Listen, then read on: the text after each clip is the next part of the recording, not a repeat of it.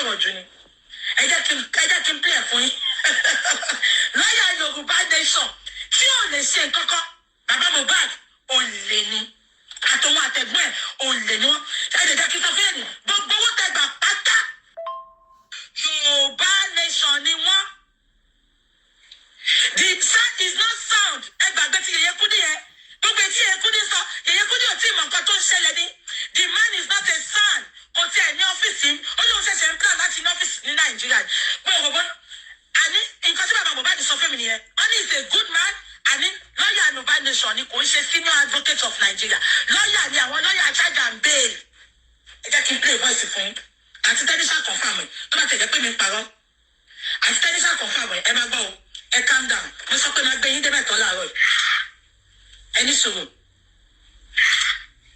Kí ló máa ń ṣe fóònù yín?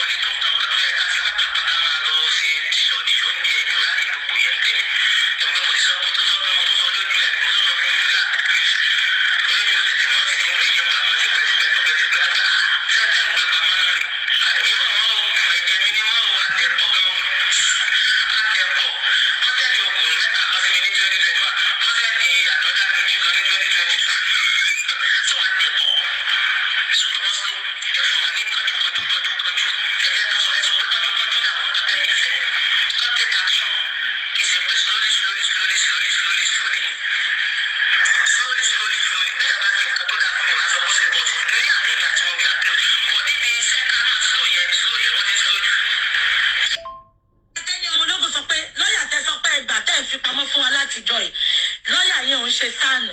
Lọ́yà Yorùbá nation ni. Ṣé bó ti sàtẹ́ni sọ pé the lawyer is very slow. Very, very slow. Àwọn èèyàn kan wá sọ pé Yèyé Kúdí sọ pé sànù ni. Irọ́ tó pa Fẹ́mi náà lọ pa fún Yèyé Kúdí. Ṣèbí mi náà bàtà sọ pé bàbá ti ní sànù. Ṣé rántí?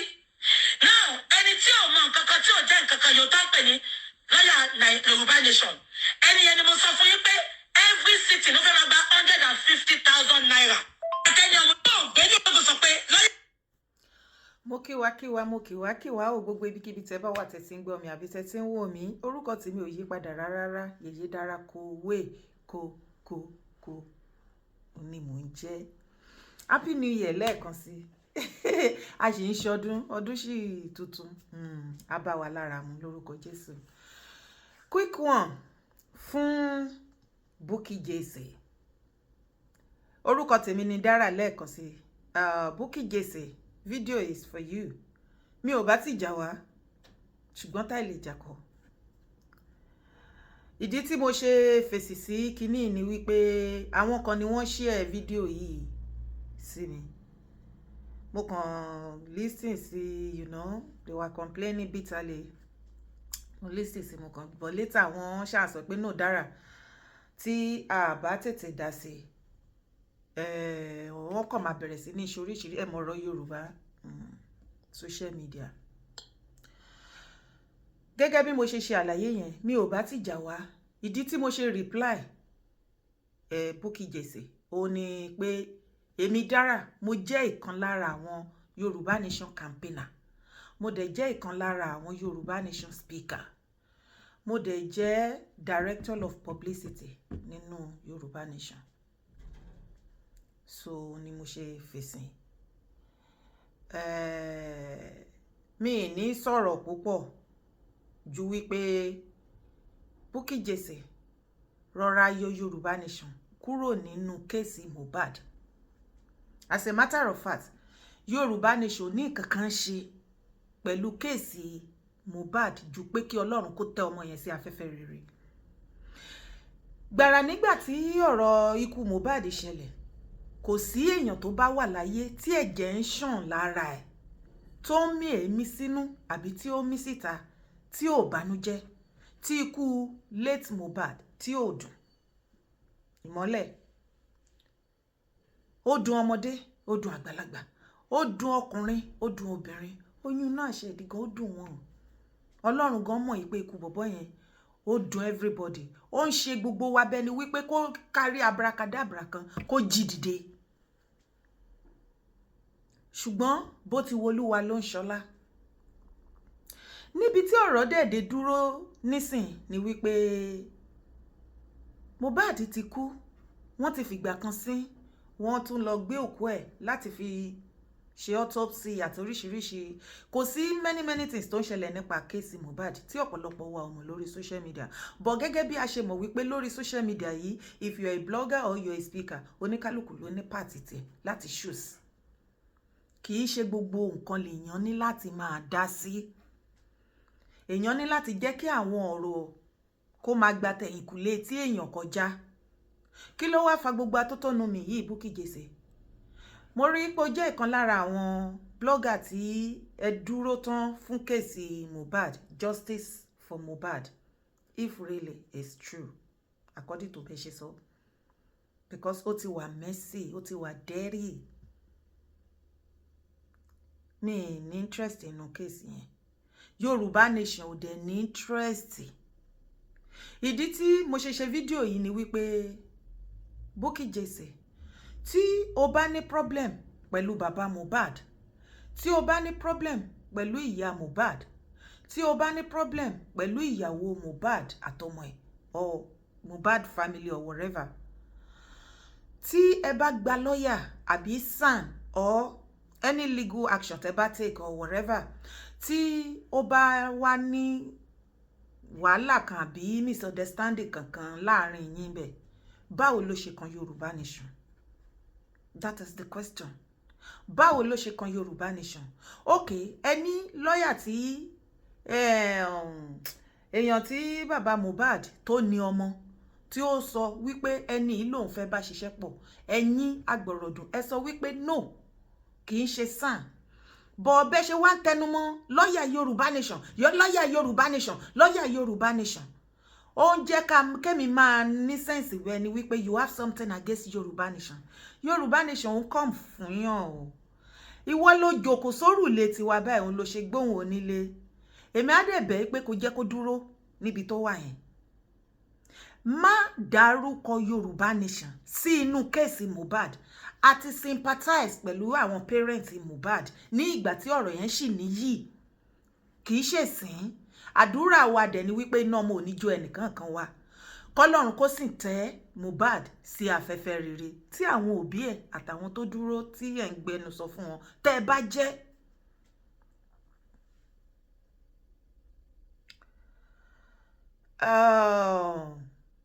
Ó ń pariwo bí èèyàn SAN kì í ṣe SAN, kò ní ọ́fíìsì, UK ló wà, ó ṣe kinní kan. Jẹ́ kí ṣe àlàyé kékeré fún ẹ nípa Yoruba Nation. Yoruba Nation tóbi gan ni.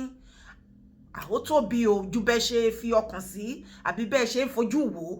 Nǹkan tí ń ṣẹlẹ̀ bẹ́ẹ̀ ń ṣẹlẹ̀ ń bẹ̀ ju bí ẹ̀yin kan ṣe máa ń wò látọ̀ọ̀kan, regardless of any information tí wọ́n bá pass sí ọ̀dọ̀ ẹ̀. Èmi ìbákan ni pé kó rọra jókòó sí orí kéèsì tó ń treat. Má fa Yoruba Nation sí inú kéèsì. Tó bá ní anybody tó ti fìgbà kan jẹ́ Yoruba Nation, bóyá ó dẹ̀ ṣì ń jẹ́ bẹ́ẹ̀ àbí kò jẹ́ bẹ́ẹ̀ mọ́, tí wọ́n bá ní any information tó ti fún ẹ àbí tí wọ́n fẹ́ fúnra yín nípa Yoruba Nation, èmi ìbá sọ wípé Bukky Jesse, tread softly, be calming down, minus Yoruba Nation kúrò. The same lawyer tó ń sọ àbí SAN àbí kò ń ṣe SAN according to you, a ò mọ̀, because èyí tó fi máa dárúkọ as a professional person tó mọ nǹkan tó ń sọ tó dá ẹ lójú. Bukky Jesse ó morúkọ ẹni yẹn náà. Tí ò bá dẹ̀ morúkọ ẹni yẹn, èèyàn tó pè nísìnyí tí ó ní wọ́n ti wọ́n jọ wà báyìí, wọ́n close láti 2021. Definitely ó morúkọ ẹ̀. It's a very simple thing.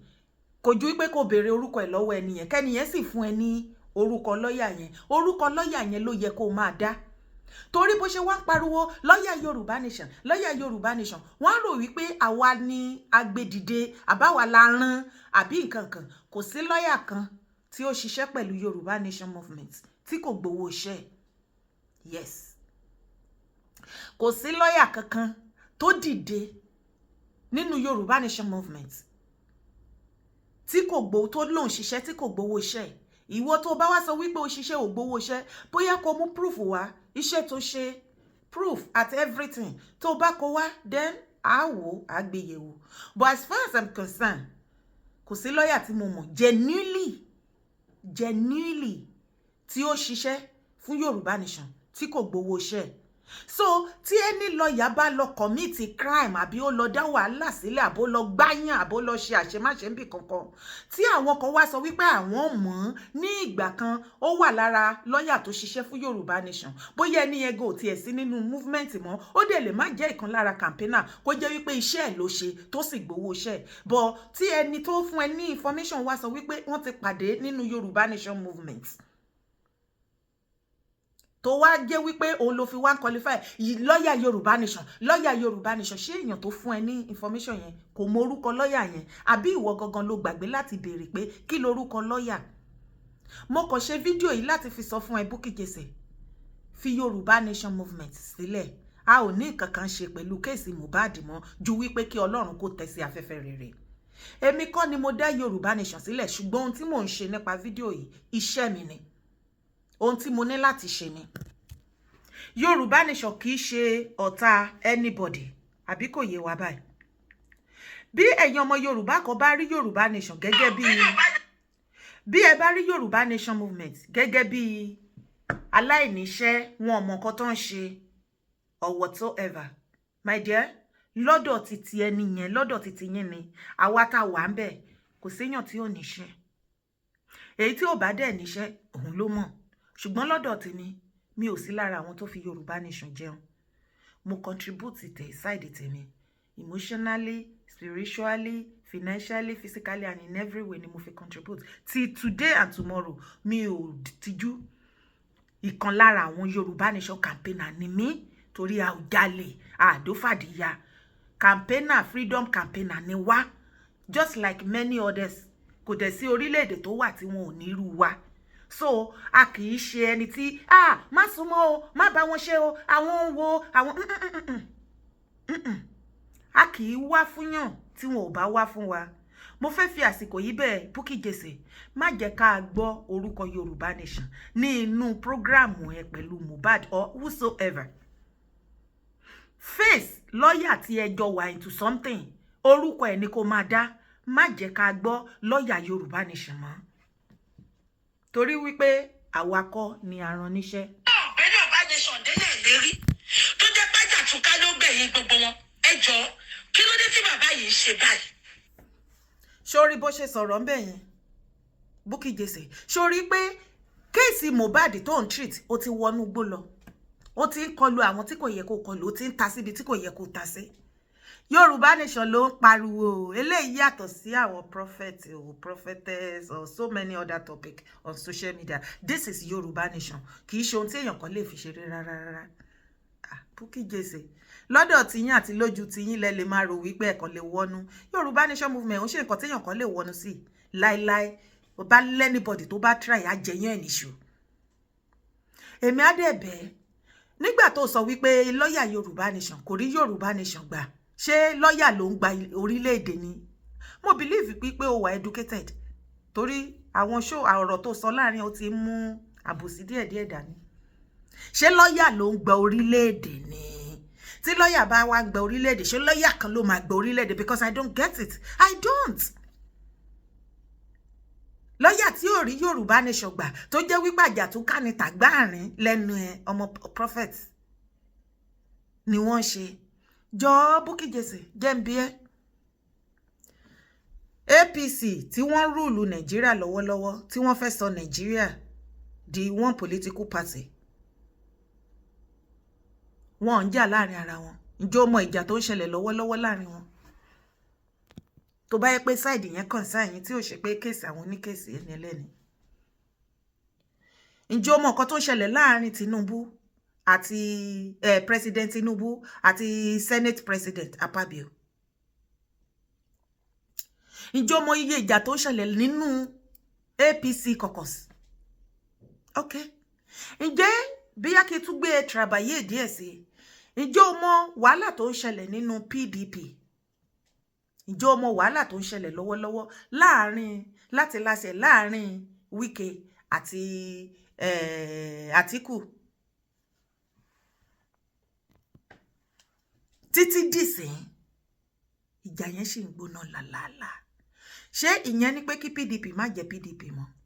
APC tí wọ́n ní misunderstanding tó ń jà láàrin ara wọn, ṣé ìyẹn ni pé kán má jẹ́ APC mọ́? Ǹjẹ́ o gbọ́ nípa bàbá ṣé Àpáta ni lọ́wọ́lọ́wọ́ nínú LP 77 LP 88 tí wọ́n bára wọn pọ̀, wọ́n jọ wà ń bẹ̀ àtòbí? Ǹjẹ́ o mọ̀? Ǹjẹ́ o gbọ́ nípa ẹ̀?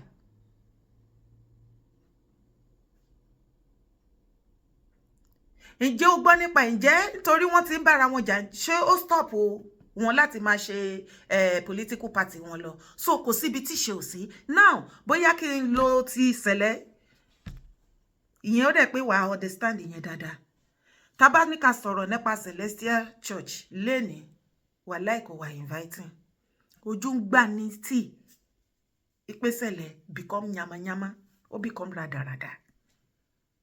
Ṣé ní tóògùn tí ẹ fi ń sàsíra yín tẹ́ ń kó tira yín ni? Àbí bẹ́ ṣe máa ń lérí ikú mọ́ra yín?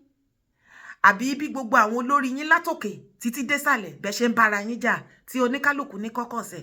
Àbí kò ṣe the same ṣẹlẹ̀ tí a bá yín dá sí ní December yìí nígbà tí wọ́n halẹ̀ mọ́ Portable pé tó bá lọ kọrin? Ṣebí àwọn ọ̀gá yín, àwọn olùṣọ́ yín, lára àwọn olùṣọ́ yín ní ìṣẹ̀lẹ̀, àwọn ni wọ́n rí àwọn gospel musicians tó wà nílẹ̀, wọn ò qualify láti pé kán invite wọn wá kọrin ẹ̀mí kí ọ̀run àwọn èèyàn ṣí.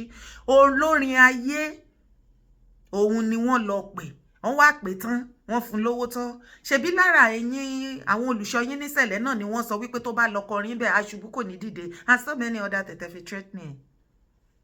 Ṣé ìjọ Ọlọ́run nìyẹn? Ẹ̀yin tẹ́ jẹ́ ṣẹlẹ̀ tẹ́ bá gbọ́rọ̀ yẹn má bínú sí mi o.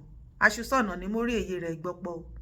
Nítorí o ta sí Yorùbá Nation ni mo ní kí ìfìyẹn ṣàkàwé fún ẹni, torí pé kí gbogbo sọ̀rọ̀sọ̀rọ̀ kí wọ́n rántí ẹni tó mọ̀ ọ́ gbọ́.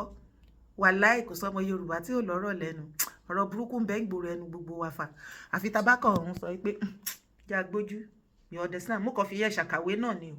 Bó ṣe ń sọ Yorùbá Nation ṣubú lulẹ̀ yakata.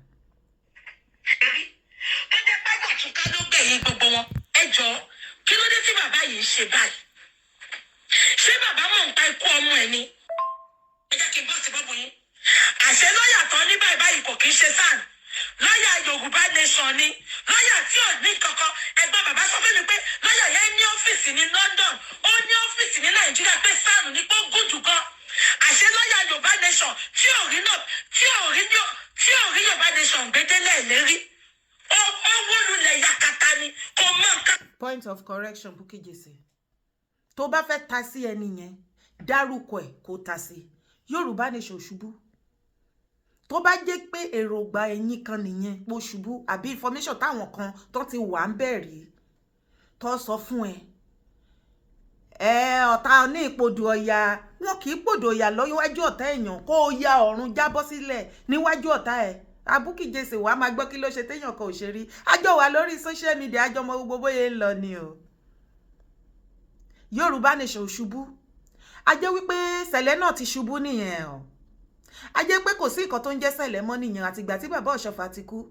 Gbogbo ẹ̀yin tẹ́ bá jẹ́ Celestial followers àbí members tẹ́ bá rí fídíò yìí, ẹ má bínú sí mi dára, ó yẹ kẹ́ mọ̀ pé mi kì í kọjá àyè mi. Ṣùgbọ́n Bukky Jesse ló ní pé ká ṣe bẹ́ẹ̀. Àlàyé ọ̀rọ̀ lèmi fi ń ṣe gẹ́gẹ́ bó ṣe ń pariwo Yorùbá Nation. Ǹjẹ́ o mọ̀ wípé Yorùbá Nation tí wọ́n ń bẹnu àtẹ́lù tó kàn sọ̀rọ̀ ṣàkàṣàkà sí, láì wá ta sí ẹ, láì ran ẹ níṣẹ́, láì dá sí ọ̀rọ̀ Mohbad or anything, láì mọ lọ́yà tó ń sọ ń pa ẹ̀ gangan. Àwọn kan ṣe Yorùbá Nation yẹn, wọ́n wà lórí àìsàn. Àwọn kan wà, wọ́n náwó, wọ́n nára. Àwọn kan wà, ẹ̀mí wọn lọ sí. Àwọn kan wà, wọ́n yìí wà nínú, wọ́n yìí ń jẹ lára ìyà yẹn lọ́wọ́lọ́wọ́. àwa kan wà dé dúró torí pé ìbẹ̀rẹ̀ kì í ṣoníṣẹ́, ẹni tó bá forí ti dópin báyìí la ó gbàlà. Àwa kan nígbà tó ń dùn wọ́n lè wà nínú ẹ̀ táwọn náà kómi tí wọ́n ló ń gborun lójú wọn. Ṣùgbọ́n nígbà tó tó àsìkò tí àwọn nǹkan tó ń expect tí wọn ò rí mọ́, oríṣiríṣi ní oníkálùkù á máa sọ, èmi ò sí lára wọn, èmi kì í ṣe báyìí. Ìkan tí mo bá ní mo believe in, mo dúró fún, mo máa dúró fún, màá rí ti the end ni. Afẹ́nifẹ́re wà ńbẹ̀, Bukky Jesse. Bóyá kó sún díẹ̀ kó tiẹ̀ list sí àwọn important information tó ń lọ ju àwọn ọ̀rọ̀ lọ́rọ̀ kéèsì oníkéèsì torí oníkálùkù àbí tiẹ̀ lára. Tí wọ́n bá ní kán tanná wo kéèsì ẹlòmíì tó wà láyé lára àwọn speaker tí wọ́n láwọn ń sọ̀rọ̀ lórí ọ̀rọ̀ Mohbad, tó bá gbé history yín àti ìgbésí ayé yín ti date, tó bá gbé wá síta tán sọ̀rọ̀ lé lórí. Ṣé rí Mohbad tó kú tó yẹ ń sọ̀rọ̀ lé lórí, ayé ẹ̀ sì bẹ́tà ọ̀pọ̀lọpọ̀ tó ń wọnú wọ́yọ̀wọ̀yọ̀ lórí Mohbad, kìnìkan wọ́n ka Mohbad, wọ́n ṣe justice, wọ́n wá justice, ẹ̀ ṣe kìnìkan. Ọ̀pọ̀lọpọ̀ yín ti kú sáyé, ẹ kò wà láyé bí aláìsí. Mohbad, mi ìrẹ́jọ́, mi blame ọ̀pọ̀lọpọ̀ tí ó sọ kéèsì Mohbad tó sọ di nǹkan míì tí wọn ò rí nǹkan ṣe mọ́ lórí social media. Ìdí ni wípé àwọn òbí Mohbad ni aṣekúpani tí wọ́n ti kọ́kọ́ pa ọmọ yẹn sínú kí tìta tó wá pa pátápátá. Èèyàn á máa ní òbí èèyàn tó jẹ́ ọ̀tá èèyàn á máa bíyàn. Èèyàn máa ní òbí èèyàn ní ọ̀tá tó yẹ pé ìyá àti bàbá tó bíyàn ìgbà míì ó dẹ̀ lè jẹ́ ìyá ẹ̀ àbí bàbá ẹni yẹn, òun ló máa jẹ́ ọ̀tá ọmọ ẹ̀. Tó jẹ́ pé kò sí nǹkan rere tó máa fẹ́ kó kan ọmọ yẹn láyé, ibi ìṣubú ọmọ yẹn òun ló lóyún ẹ̀ àbí bàbá ẹ̀ tó jẹ́ wípé no kò fẹ́ ire fún ọmọ yẹn, ọ̀tá ọmọ ẹ̀ ló fi rẹ̀ ṣe. Èèyàn dẹ̀ tún máa ń bí ọ̀tá ẹ̀ lọ́mọ tó jẹ́ wípé wàá bí ọ̀tá ẹ̀ lọ́mọ, ọmọ yẹn ibi ìṣubú ìyá àbí bàbá ẹ̀ ló máa wá títí ọjọ́ ayé ẹ̀. Gbogbo ẹni bá ń gbógun ti àwọn parents ẹ̀ àbí any one of the parents, òun ló máa jẹ́ best friend ẹ̀. Bí kò máa fi ahọ́n bá ti ìyá ẹ̀ jẹ́, kó tú àṣírí ìyá ẹ̀ síta àti many things. Àti rí ọmọ tó ṣògùn sí ìyá, àti rí àwọn pẹ́rẹ́ǹtì tó ṣògùn burúkú sọmọ kọ́mọ má ṣe rere láyé, àti rí lè tó mú kádàrá ọmọ ẹ̀ tó ń tà dànù. So kò sí nǹkan tójú ò tí ì rírí, kò sí nǹkan títí ò tí ì gbọ́. Lákọ̀ọ́kọ́ lórí ọ̀rọ̀ kéèsì Mohbad, bàbá Mohbad àti ìyá Mohbad ní ọ̀tá àmútọ̀run wá, ọ̀tá inú ẹ̀jẹ̀ tí wọ́n bí Mohbad, ó ní ọ̀tá àkọ́kọ́ tí Mohbad ní láyé. Tó bá èèyàn tó bá ní ọpọlọ tó bá jókòó tó list sí gbogbo information tí gbogbo yín gbé jáde káàkiri, ẹ rí wípé àwọn ìyá àti bàbá Mohbad wọ́n ti pa Mohbad sínú, wọ́n ti pa lápasáyé torí ìlara. Wọ́n ń ṣe ìlara ògo ọmọ wọn, wọ́n ń jowú ògo ọmọ wọn, wọ́n ti pa sáyé. Ogun ìta ó kàn bá wọn finish ẹ̀ ni, wọ́n wá fẹ́ ránṣẹ́ ṣẹṣẹ mógun ìta. Àtogun inú ilé, àtogun ìta, àtijọ́ tẹ́tẹ́ pariwo tẹ́tẹ́ pariwo lórí social media. Tẹ́lẹ̀ ti náwó, tẹ́tí nára 100,000 every month, 700 lọ sórí mountain àti oríṣiríṣi. Kí ló ti ṣẹlẹ̀? Òfúùtù fẹ́ẹ̀ tẹ̀. Àṣà tí ò nìkan wọ́n ní ìyá Mohbad at the end of it pé kẹ́ má treat case ọmọ òun mọ́, ṣó tán ọlọ́mọ ká ìfọmọ òun lẹ̀. Bàbá Mohbad tó dẹ̀ sọ òkú ọmọ ẹ̀ tó sọ di jẹun, òun ló fún yín lọ́rọ̀ sọ. Àgbà lọ́wọ́ Mary baálẹ̀ jòǹtolo, ó bá ní ìgbà tọmọ ẹ̀ wà láyé ó jowú ògo ọmọ ẹ̀, ìgbà tọmọ ẹ̀ kú ó rò wípé ògo tọmọ yẹn ní òun á lè sún ìṣẹ̀ sọ́dọ̀ tóun á ran ògo òun lọ́wọ́. Rárá, ọmọ yẹn wá pẹ̀lú ògo ti ẹ̀gbà tó dẹ̀ ti lọ pẹ̀lú ògo ẹ̀. Tàbá wá ráwọn tó wá jókòó tẹ̀ tọ́ iṣẹ́ pa síbẹ̀ tí ọ̀rọ̀ wá tán tẹ́ẹ̀mọ̀ kan tó yẹ kẹ́ sọ mọ́ tó wá di Yorùbá nation, lọ́yà Yorùbá nation. Yorùbá nation ò ní lọ́yà kankan. Àwọn tó dẹ̀ jẹ́ lọ́yà ti Yorùbá nation lọ́wọ́lọ́wọ́ yìí a mọ̀ wọ́n. So tó o bá fẹ́ ṣiṣẹ́ yẹn professionally bó ṣe yẹ kó ṣiṣẹ́ láì wájà, láì ṣe wípé kíní Bukky Jesse inú ọdún tuntun la wà. January la wà, ṣẹ̀ṣẹ̀ wọnú ọdún tuntun ni, ó sì tuntun bàjẹ́. It is damn too early for all this. Èèyàn wálé ayé wá sinmi. Èèyàn ń ṣe kíni? Èèyàn wá sílé ayé wá sinmi. Èèyàn wálé ayé wá kú lórí ọ̀rọ̀ ọlọ́rọ̀. Mo rò wípé téèyàn bá wọnú ọdún tuntun, wàá ṣe plus and minus. Àwọn kọ̀ọ̀kan wà wá minus ẹ̀. Àwọn kọ̀ọ̀kan wà wá ní eléyìí ò fi sí tẹ́lẹ̀ wàá máa fi sí. Àwọn eléyìí ó ti ṣe kíní kan ó fẹ́ máa mú negativity wàá yọ kúrò. èwo ń tiẹ̀ kí ló kọ Yorùbá nation nínú ọ̀rọ̀ Mohbad? tẹ́ ẹ bá lọ gba lọ́ọ̀yà bí bàbá Mohbad bá gba lọ́ọ̀yà tí ó bá ní sáà náà ni professionally tó bá fẹ́ attack lọ́ọ̀yà yẹn béèrè lọ́wọ́ èèyàn tó fún ẹ ní information tó dárúkọ ṣebí ó náà jọ ṣe pàdípàdí ni wọ́n ó mọ nọ́mbà ẹ̀ ó mọ tẹlifóònù nọ́mbà ó sì mọ orúkọ ẹ̀ èmi believe pé orúkọ ẹni yẹn ló yẹ kó máa pè àbí kẹ̀ kó gba tẹlifóònù nọ́mbà kó pè kó confront ẹ̀ gangan fi Yorùbá nation sílẹ̀ Yorùbá nation ò dá sí ọ̀rọ̀ Mohbad. tí ọ̀gbẹ́ Yorùbá nation délẹ̀ lérí tó jẹ́ pájà tún ká ló bẹ̀yìn gbogbo wọn ẹ jọ̀ọ́ kí ló dé sí bàbá yìí. just the same way tí wọ́n ṣe ń jàjà túká nínú sẹ̀lẹ̀ just the same way tí gbogbo àwọn olórí wọn látìgbà tí bàbá Ọ̀ṣọ́fà ti lọ tí àwọn bíi mẹ́rin tó ti tẹ̀lé bàbá Ọ̀ṣọ́fà tí after that àwọn yẹn tí ó jẹ́ wípé ìtọ́pọ̀ ńlẹ́ o máa ti jẹ́ lọ́bẹ̀